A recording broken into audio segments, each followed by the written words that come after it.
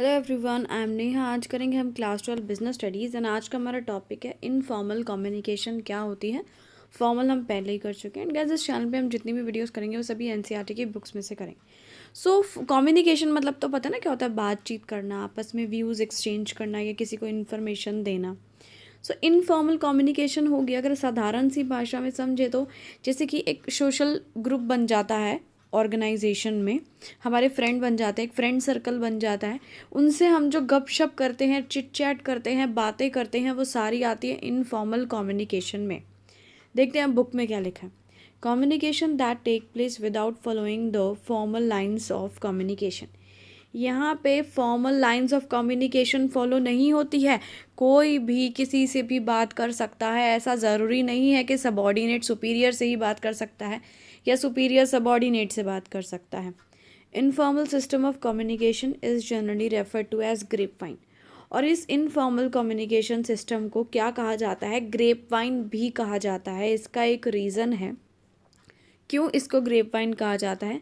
Because it spreads throughout the organisation, यानी ये पूरे ऑर्गेनाइजेशन में फैली होती है, बिल्कुल जिगजैग मैनर में, कंफ्यूजिंग मैनर में। बहुत नहीं पता लगता कौन किससे बातें कर रहा है, कौन किससे नहीं बात कर रहा है, कौन किसको क्या बता रहा है, कुछ पता नहीं लगता है। ठीक है, चलो आगे बढ़ते हैं।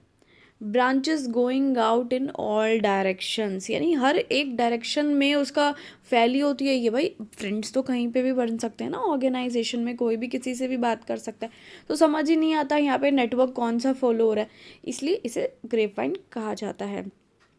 इन utter disregard to the levels of authority. Disregard मतलब होता है किसी चीज़ को फॉलो ना करना। तो लेवल्स ऑफ अथॉरिटी यहाँ फॉलो नहीं होते कि सुपीरियर और सबॉर्डिनेट बात करेंगे या सुपीरियर जो है अपने साथ वाले सुपीरियर से बात करेगा, ऐसे नहीं, कोई भी किसी से भी बात कर सकता है। The informal communication arises out of needs of employees. अब इनफॉर्मल कम्युनिकेशन है, ये अराइज कहाँ से होती है भाई, कैसे अराइज होती है, क्यों इसकी ज़रूरत पड़ती है?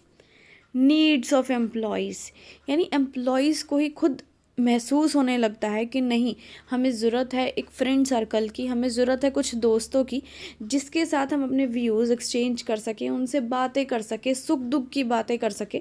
अब जैसे कि फॉर्मल कम्युनिकेशन में आप अपने बॉस को जाके ऐसे नहीं बोल सकते, आज मेरे हस्बैंड ने मैंने पैसे मांगे, उन्होंने पैसे नहीं दिए, या आज मेरे बेटे ने मेरे साथ ऐसे कर दिया, बेटी ने ऐसे कुछ नहीं बात कर सकते ना। तो अगर ये सभी बातें करनी है तो इनफॉर्मल कम्युनिकेशन के थ्रू बातें होती हैं। एग्जाम्पल देखो, यहाँ लिखा हुआ है कि वर्कर्स है कुछ चिट चैट कर रहे हैं कैंटीन में बैठ के, आपस में बातें कर रहे हैं कि सुपीरियर का बिहेवियर कैसा है, सुपीरियर का बिहेवियर अच्छा नहीं है, हमारा बॉस बेकार है, ये है वो है। या फिर कुछ रूमर्स डिस्कस हो रहे हैं आपस में। ठीक है, एम्प्लॉयज़ डिस्कस कर रहे हैं कि भाई सुनना है कुछ एम्प्लॉयज़ का ट्रांसफ़र आ रहा है। ठीक है, ये सब अफवाहें ऐसी फैल रही हैं कुछ।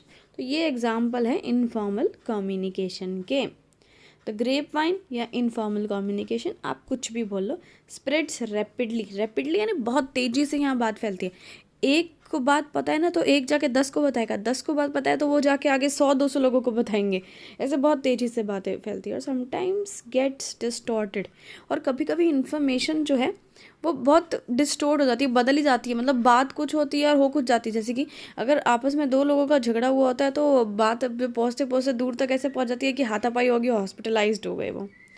It is very difficult to detect the source of information. बहुत मुश्किल है पता लगाना कि सोर्स क्या है कम्युनिकेशन का, यानी ये जो बात आई है, ये बात आई कहाँ से है, सबसे पहले ये बात किसने बोली है। आगे देखते हैं।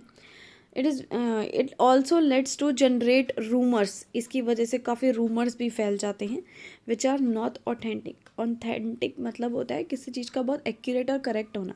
तो कभी कभी झूठी अफवाहें भी फैल जाती है इसके through. Peoples behaviour is affected by rumours, और लोगों का बिहेवियर भी काफ़ी चेंज होता है इन रूमर्स की वजह से, इनफॉर्मल डिस्कशन की वजह से। कैसे? जैसे कि कोई किसी लड़की के बारे में अफवाह फैल गई, झूठी अफवाह कि मैंने उसको वहाँ देखा है फलाने के साथ, ऐसे जो भी है। तो क्या होगा, वो ठीक से बंदा काम नहीं कर पाएगा, वो बच्चा, है ना। मे हैम्पर वर्क एनवायरनमेंट, इससे हमारा वर्क एनवायरनमेंट भी बहुत अफेक्टेड होगा।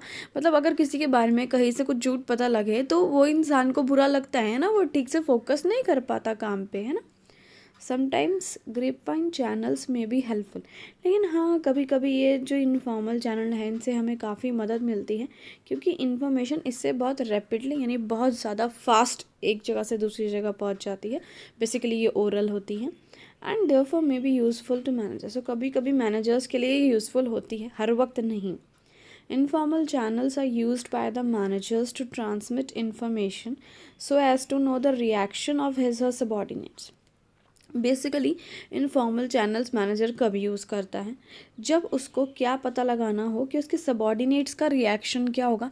यानी एक स्ट्रिक्ट मैनेजर के आगे हम अपनी सारी बातें नहीं रख सकते हैं, लेकिन अगर अपने फ्रेंड्स हम बैठे हैं साथ में तो उनके सामने अपने ट्रू रिस्पॉन्स हम दे सकते हैं कि हम क्या सोचते हैं इस बात के ऊपर।